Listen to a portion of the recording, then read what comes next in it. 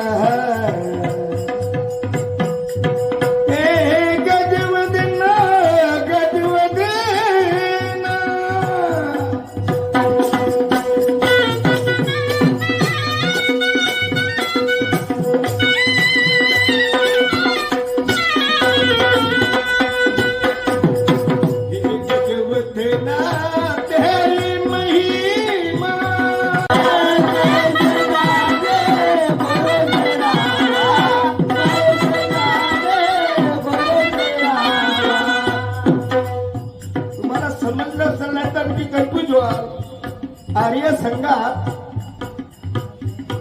वैदिक आर्य संघात शाहीर साहेब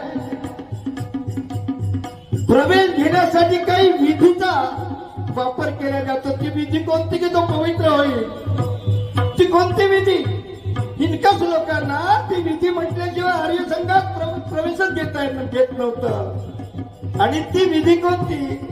ती विधी परिपूर्ण करणारा आर्य संघात प्रवेश करणारा पहिला राजा कोण?